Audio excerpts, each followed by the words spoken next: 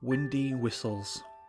Wife and mother, you claimed your wings too early.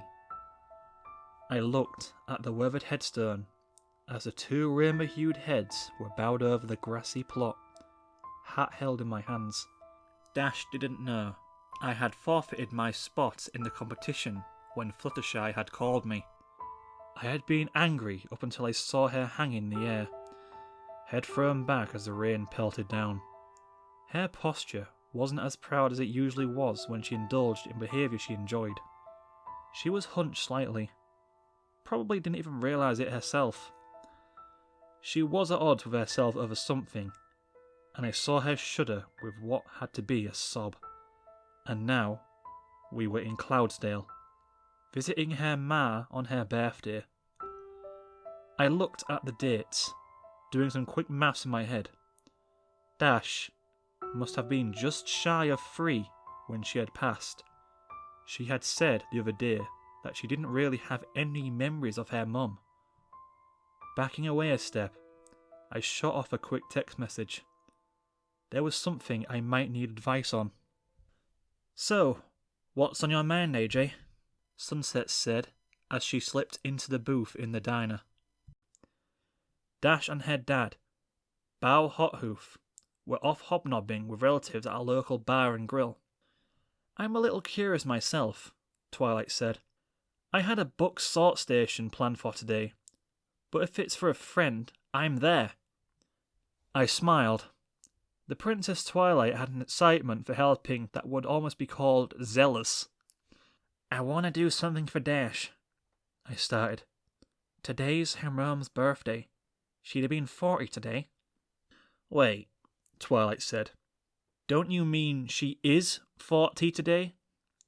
I shook my head, Sunset sighing as she realised. Dash's mum passed when we would have been foals. It's probably why she and her dad moved to Canterlot. I nodded. "Too many memories," I said, looking the shocked royal in the eyes. "But I've met Windy Whistles," she said. "I know she's very much alive, if over-enthusiastic." "That's why I had Sunset fetch you here," I said. "I want your help in this." And over a cup of coffee, I laid out my plan to them. "So what's this thing we gotta do?" Dash asked as we walked to the mirror the next day, the sun slowly streaking the sky orange and violet. "Twilight didn't say," I hedged. I knew I couldn't lie for my life, but I could stretch the truth. Twilight hadn't said anything about this trip. It had all been me. The portal was strange to describe. The twisting and cold feeling of the void contrasted with the warmth of magic.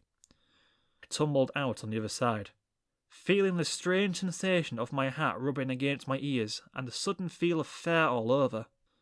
Looking down to see green instead of my usual skin tone still took a bit even after spending days in the form not too long ago. Dash popped through and was almost immediately airborne, her wings holding her aloft as she scanned the room, finding it empty. "What gives?" she muttered. Twilight poked her head into the room. "You're early," she said, glancing at the skylight to show the moon slowly rising. "If you'll come with me?" We followed Twilight to a small sitting room, where a Pegasus with a short-cut mane and tail sat, worrying the cuff of her sweater slightly. She turned when she noticed us. "Princess?" she said, bowing slightly. "Thank you for the invite to tea, but I'm..." She fell silent as she gazed on Dash. Dash also stared forward for a second. "Mum?" she whispered, almost not believing it. I was surprised she could make the connection, seeing as how I could barely recognise Granny Smith of this side. "Rainbow?" Windy Whistles whispered. "Is that you? You look so different. And what happened to your mane?" "I can explain everything," Twilight said as she levitated over a tea service and started setting out saucers. "But it might take a bit of suspension of disbelief. Are you sure you have to blank her memory? I asked as Dash talked to her mother. Seems a mite cruel. If word got out to the common pony that there was a magic gateway leading to another world, there'd be mass panic and urging of either destroying it or doing what we must in the name of defending Equestria, she said. Besides, the spell doesn't completely erase memories.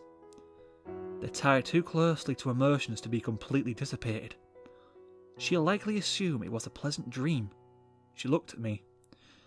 Besides, our Dash already agreed to play along if need be. I know, I grumbled, shifting on my hooves. Why did I feel so much stronger right now? Besides, your Dash will remember this for a long time, Jackie, Twilight said with a smile. My Dash. My Dash. Something about that phrase made me feel giddy. Fluttershy came in and nuzzled against Twilight, winks going out to cover each other.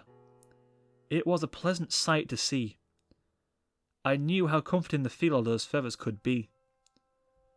Twilight disengaged herself from her mare friend's embrace and walked forward slowly. I'm terribly sorry to interrupt, but it's rather late. Dash looked at her, but it was Windy that spoke up. So late already? She exclaimed as she climbed to her hooves. I must get going. Thank you so much for the tea, Princess.